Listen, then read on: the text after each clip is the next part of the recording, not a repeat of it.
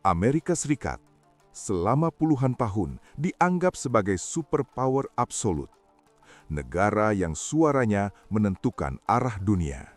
Negara yang keputusannya bisa menggerakkan pasar, mengguncang geopolitik, bahkan memicu atau meredam perang. Namun kini, semakin banyak orang, dari analis, diplomat, hingga masyarakat biasa, mulai mengajukan satu pertanyaan besar. Apa yang sebenarnya sedang terjadi dengan Amerika? Karena perubahan yang terlihat hari ini bukan perubahan kecil. Ini bukan sekedar pergantian presiden atau dinamika politik biasa.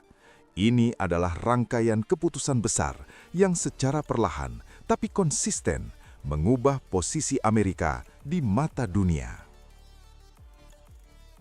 Dalam beberapa pekan terakhir, dunia dikejutkan oleh laporan bahwa Washington mengambil langkah mundur dari puluhan organisasi dan kerjasama internasional, termasuk lembaga-lembaga yang selama ini menjadi fondasi sistem global pasca Perang Dunia II.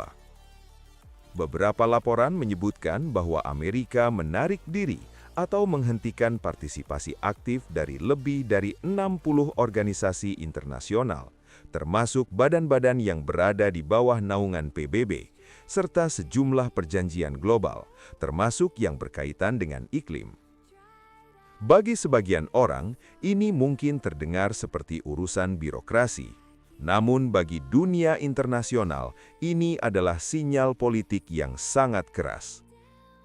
Karena selama ini, Amerika tidak hanya menjadi anggota, Amerika adalah arsitek dari sistem itu sendiri. Ketika arsitek mulai meninggalkan bangunannya, dunia bertanya, apakah bangunan ini masih akan berdiri? Pada saat yang hampir bersamaan, kebijakan visa Amerika dilaporkan diperketat terhadap puluhan negara. Sekitar 75 negara disebut terdampak oleh kebijakan baru ini. Langkah ini bukan hanya soal keamanan nasional, ini adalah pesan politik. Amerika yang dulu dikenal sebagai simbol keterbukaan, imigrasi, dan mobilitas global, kini terlihat semakin selektif, bahkan tertutup.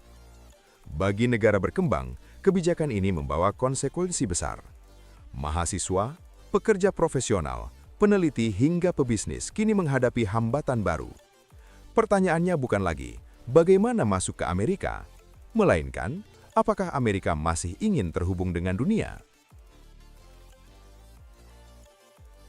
Di kawasan Timur Tengah, ketegangan kembali meningkat. Isu Iran kembali menjadi pusat perhatian. Yang menarik, kali ini bukan hanya Iran yang menjadi sorotan, tetapi juga reaksi para sekutu Amerika sendiri. Beberapa negara Teluk dilaporkan secara terbuka maupun tertutup mendesak Washington agar tidak mengambil langkah militer yang dapat memicu konflik besar. Bukan karena mereka lemah, tapi karena mereka tahu satu konflik besar bisa menyeret seluruh kawasan ke dalam kekacauan jangka panjang.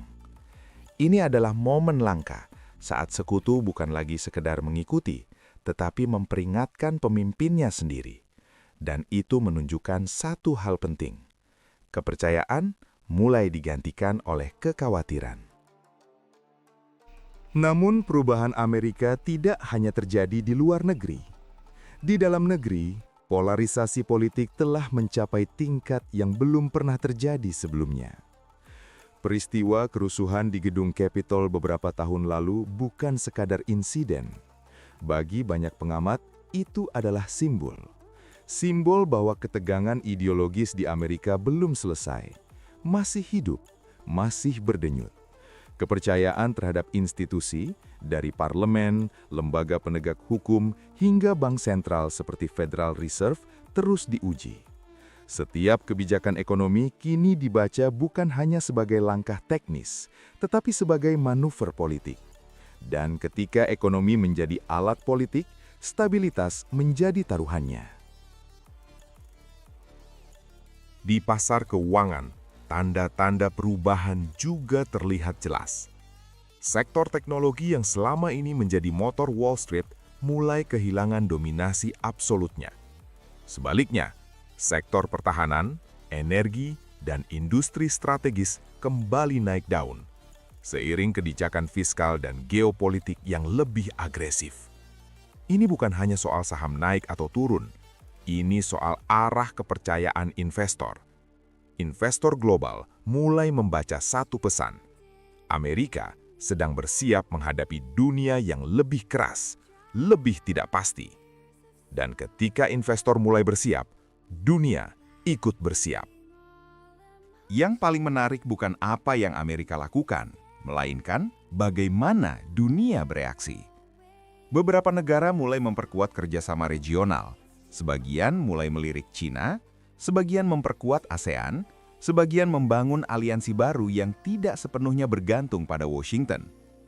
Ini bukan berarti dunia memusuhi Amerika. Ini berarti dunia tidak ingin menggantungkan masa depannya pada satu negara yang sedang bergejolak. Sistem global perlahan bergeser dari unipolar menuju multipolar. Dan pergeseran ini bukan teori, ia sedang terjadi, langkah demi langkah. Isu perubahan iklim menjadi contoh paling nyata dari perubahan posisi Amerika. Ketika Amerika menarik diri dari kerjasama iklim global, kritik internasional pun menguat. Bukan hanya dari aktivis lingkungan, tetapi juga dari ekonom dan pelaku industri. Karena perubahan iklim bukan lagi isu moral semata. Ia adalah isu ekonomi. Produktivitas, pangan, energi, dan stabilitas sosial semuanya terdampak. Dan ketika negara sebesar Amerika memilih mundur, dunia bertanya, siapa yang akan memimpin? Dengan semua perubahan ini, penarikan diri dari organisasi internasional, pengetatan visa, ketegangan geopolitik, polarisasi domestik, dan pergeseran ekonomi global, kita sampai pada satu pertanyaan besar. Apakah dunia di masa depan masih akan dipimpin oleh Amerika? Atau justru dunia sedang belajar hidup tanpa satu pemimpin tunggal? Amerika tidak runtuh. Ia masih kuat, masih berpengaruh, masih menentukan. Namun Amerika hari ini bukan Amerika yang sama seperti 2 dekade lalu, dan dunia pun tidak lagi sama. Yang sedang kita saksikan bukan kejatuhan satu negara, melainkan perubahan keseimbangan global. Perubahan yang akan menentukan siapa memimpin, siapa mengikuti, dan siapa memilih jalannya sendiri. Dan pertanyaan terpentingnya bukan lagi tentang Amerika saja, tetapi tentang kemana arah dunia setelah ini. I'm not talking about money for Greenland yet. I might talk about that. But right now, we are going to do something on Greenland, whether they like it or not, because if we don't do it, Russia or China will take over Greenland, and we're not going to have Russia or China as a neighbor. Okay?